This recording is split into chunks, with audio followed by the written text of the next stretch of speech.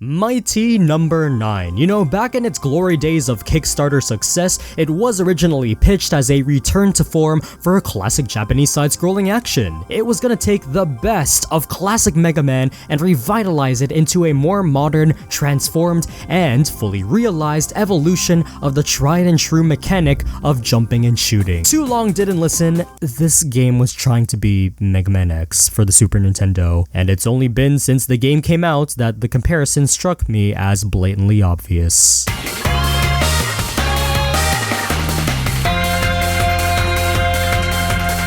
Despite how Mighty Number 9 appears to be absolute plagiarism in its most blatant form, it was still a very triumphant effort back then. But as you could probably tell, Mighty Number 9 attempted to be a lot more daring, to do a lot more than just bringing back running and gunning side-scrolling euphoria. It also added dashes, combos, points, 3D dynamics and environments, a deeper story and lore, and freaking voice acting. My gosh! Yeah, here's the thing. Little did they know that they actually attempted this kind of Big Bang project more than a decade ago with a new form of Mega Man that was actually dope. Like seriously, the original Mega Man X is arguably one of my favorite games from the 16-bit era. It was so much fun, it was so cool and awesome, and here's what they could have done to make it more like that. You see, Mighty Number 9 had all of these cutscenes and dialogue in the middle of the actual gameplay. Plot-wise, it essentially tried to explain the themes behind robotic warfare, you know, trying to create these unique plot twists with characters I couldn't really care less about. And in general, the theme of Beck, this main guy,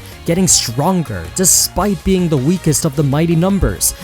But I just don't buy it most of the time, I'm sorry. Look man, if you're gonna caution Beck with literally the first enemy in the game, followed by being amazed and giving social commentary to literally everything he does after, that's just you telling me he's stronger, when clearly shooting a dude 3 or 5 times in the face, then running into them is like the easiest thing in the gosh dang world. Mega Man X packed a much stronger punch with its theming, but with a lot less. It obviously tried to explore the reasoning and the maturity behind robotic violence that, you know, Mega Man Classic clearly didn't care about, but the fact was you were a maverick hunter named X, but just like before, you were programmed to jump and shoot, but in a much different environment and tone. And the moment when you feel hopeless against fighting Vile, you know, despite all of your efforts to use all of your basics and you just don't think that you can make it, in the end Zero comes in and tells you how someday you'll be just as strong as him. That's enough for me as a player to connect with X as a character. You want him to be stronger. You're not told you're stronger, nor does the game ever danger you for any obstacle or plot device, but you understand the challenge, and overcoming it allows you to see the growth of both you and X. I just don't get that kind of connection with Beck. He just feels like a hybrid between, you know, being simple like Classic and trying to be stronger like X. You know, it's like this basket case. Mighty Number 9 lets you abuse the dash system for an obnoxious amount of times, not just to make the stages arbitrarily quicker to complete and not take in the level design, but also to finish off enemies to do combos. And what do combos do?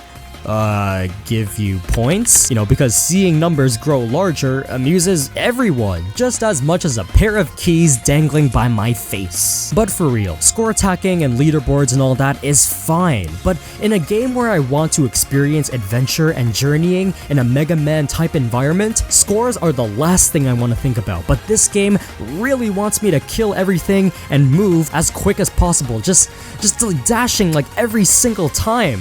Look, I know you want me to dash, but please, I don't want to dash anymore. Stop, please. I want to dash. Mega Man X, the dash was genius. It was used for not just quick movement, but for exploring the levels even further. The levels were bigger, they had more ups and downs and slopes and terraforms to explore that it made dashing feel essential for traversing through levels, not just to finish off enemies or speed through the levels for points, but for the possibility of exploration. I'm really sorry if I'm coming off as pessimistic, but Mighty Number 9 just looks so flat to me. Enemies are just randomly there, just giving you points like a piñata. Nothing really feels like it has purpose, but rather Someone just dragged an enemy in there and just placed it with some cursor. Like, where's the thought in that? I feel like I don't need to go into too much detail about how brilliant the first level of Mega Man X is, because there's already a much more professional video looking into that, but rest assured, Mega Man X knows how to teach players through their level designs, enemy patterns, and in general keeping the same intuitive mechanics that the classics allowed through its simplicity. And that, my fellow viewers, is the key word over here: simplicity. Especially when Mega Man X alone proved that you can add onto classic Mega Man but still keep its simplicity in a smart manner. It is a much better effort from these people than what Mighty Number 9 was trying to do. But yeah, that's basically all I have to say in regards to this underwhelming project and what it could have done better. Regardless of all of the ranting that I currently did, I do have faith that they can create a better kind of Mighty Number 9, maybe in the form of a sequel or a cartoon show that further expands on the plot. As long as they listen to some of the tips and tricks I had to offer, we could be getting something good in the future, if anyone out there is actually listening. And then, fellow viewers, I encourage you to go back to Mega Man X because that game rocks out of all the Rockmans, and if you're still worried about a shortage in good Mega Man games in the future, well, let me know if you haven't played any of these yet. You're welcome.